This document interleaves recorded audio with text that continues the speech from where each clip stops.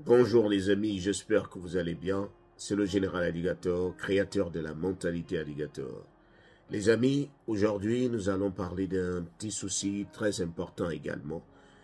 C'est la règle des 90 jours. Je sais que beaucoup de personnes ne sont pas au courant de la règle des 90 jours. La règle des 90 jours, c'est une sorte de système utilisé par l'immigration pour jauger un peu la valeur des mariages. Pour se poser la question si un mariage est basé sur l'amour ou pas. Si un mariage est basé sur une fausse déclaration d'intention, qu'ils appellent misrepresentation of purpose. Alors, imaginez que vous quittez l'Afrique avec un visa pour touriste. Vous arrivez ici aux États-Unis et vous arrivez par exemple au mois de juin et au mois d'août, vous vous mariez. C'est-à-dire, vous êtes arrivé en tant que touriste au mois de juin et au mois d'août, vous vous mariez. Alors, sachez que lorsque vous vous mariez, vous vous êtes marié là, vous vous êtes exposé à la règle des 90 jours. La règle des 90 jours va vous frapper lorsque vous allez commencer à vouloir régulariser votre statut. Lorsque vous allez commencer à vouloir changer votre statut, la règle des 90 jours va vous frapper. Et c'est quoi cette règle des 90 jours?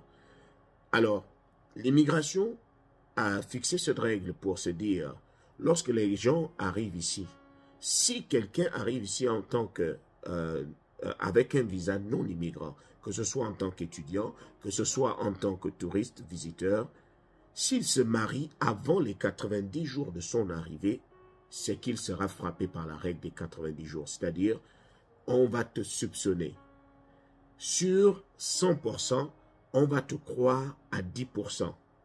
C'est-à-dire, tu auras 10% de chance de les convaincre.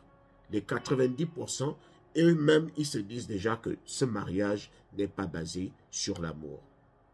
Ce mariage est basé sur le misrepresentation of purpose, la fausse déclaration d'intention. C'est-à-dire, ils vont se dire que tu es parti de l'Afrique avec déjà cette intention de venir te marier. Comment se fait-il qu'à peine tu arrives, tu te maries 1 mois après, tu te maries 2 mois après, tu te maries 3 mois après? Où as-tu rencontré ce gars?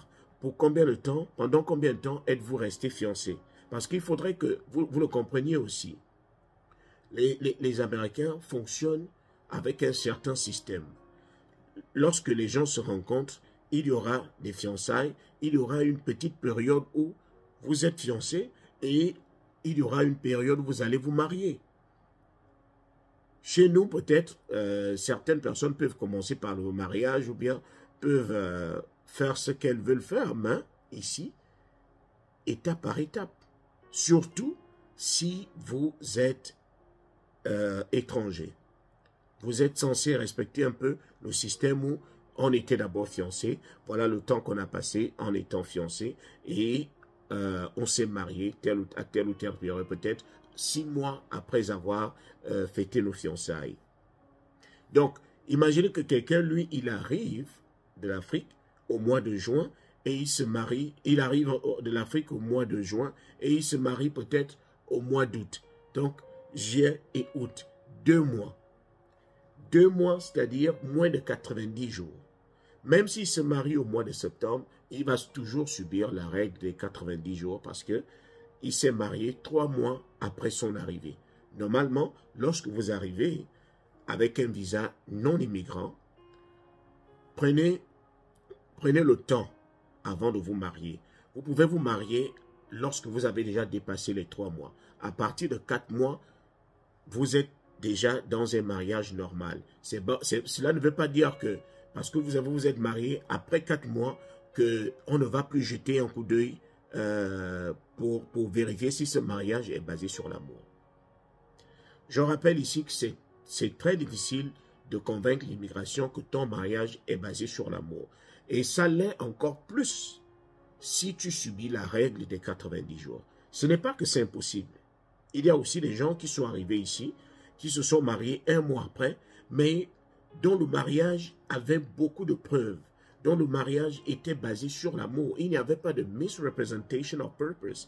Il n'y avait pas de déclaration d'intention. Il n'y avait pas de fausse déclaration d'intention. Donc, là, le mariage était basé sur l'amour et ils ont vérifié. Surtout lorsque vous êtes habile à la bouche, lorsque vous savez expliquer pourquoi telle ou telle chose. Eux, ils ne refusent rien. Mais ils veulent toujours savoir. Ils veulent toujours poser les questions. Vous dites que vous vous êtes marié, vous êtes arrivé, vous vous êtes marié un mois après. Ok. Vous vous êtes vu où? Qu'est-ce qui vous a réuni? Qui est allé vers l'autre? Vous vivez à quel endroit? En un mois, est-ce que vous avez eu le temps de bien connaître celui avec qui vous vous êtes marié ou celle avec qui vous vous êtes marié? Donc, la loi, la règle des 90 jours, c'est-à-dire le misrepresentation of purpose, va vous frapper. Prenez le temps. Vous arrivez, si vous rencontrez quelqu'un que vous aimez bien et que vous êtes venu peut-être en tant que touriste ou que vous êtes venu en tant qu'étudiant et que vous avez rencontré quelqu'un, ne vous pressez pas à vous marier. Attendez 5 mois, fiancez-vous. Après, vous attendez, si vous pouvez vous marier peut-être 4 mois ou 6 mois après. Mais je voulais vous parler de cette règle de 90 jours qui frappe beaucoup de couples ici.